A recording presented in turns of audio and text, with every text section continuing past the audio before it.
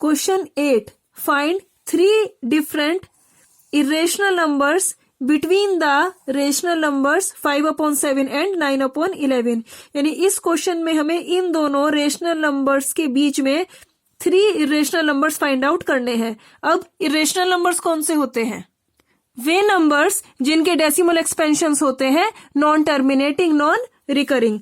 अब क्योंकि हमें इन दोनों नंबर्स के बीच में ऐसे नंबर्स फाइंड आउट करने हैं जो डेसिमल एक्सपेंशन की फॉर्म के हैं, इसलिए हमें इन दोनों नंबर्स को भी डेसिमल एक्सपेंशन की फॉर्म में ही कन्वर्ट करना होगा। अब 5/7 इसका डेसिमल एक्सपेंशन क्या होगा?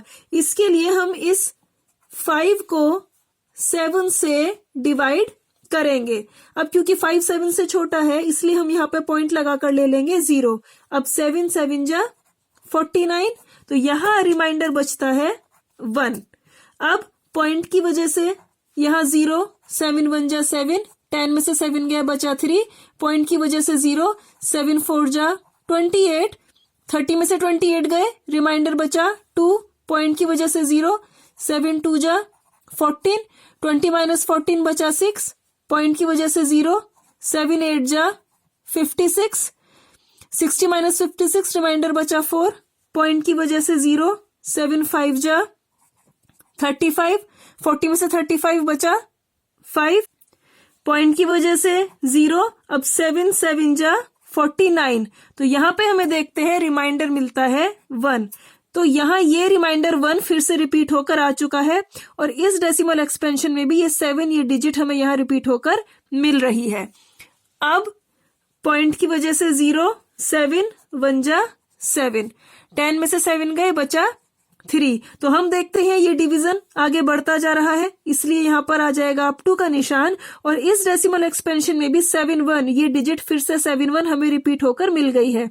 यानी कि जब ये डिवीजन आगे बढ़ेगा तो 7 1 4 2 8 5 यही डिजिट्स हमें फिर से आगे रिपीट होकर मिल जाएंगी। तो अब 5/7 इसका डेसिमल एक्सपेंशन हमें मिलता है 5/7 is equal to 0.71428571 up to. अब क्योंकि इसमें ये डिजिट फिर से रिपीट होकर मिल रही हैं तो इसलिए हम लिखेंगे 0.714285 का बार।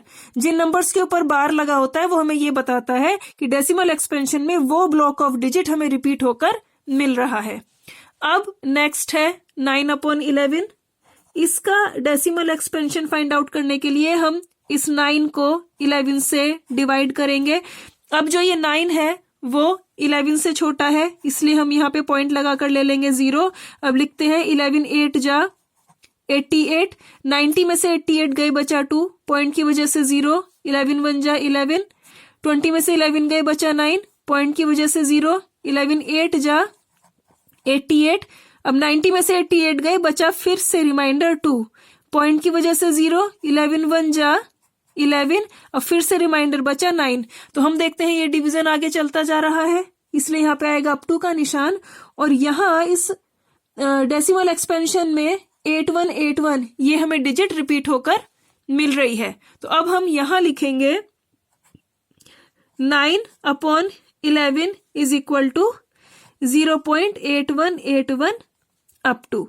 तो इसको हम लिखेंगे 0.81 का बार क्योंकि यहाँ पे 81 डिजिट रिपीट हो रही है। तो अब इस क्वेश्चन में हमें 5/7 9/11 या इस और इन दोनों नंबर्स के बीच में 3 इरेशनल नंबर्स फाइंड आउट करने हैं जिनके decimal expansion non terminating non repeating हो। तो हम लिखते हैं 3 irrational numbers between 5/7 and 9/11 और 0.714285 का बार एंड 0.81 का बार आर, यानी इन दोनों के बीच में इरेशनल नंबर 3 इरेशनल नंबर्स होंगे।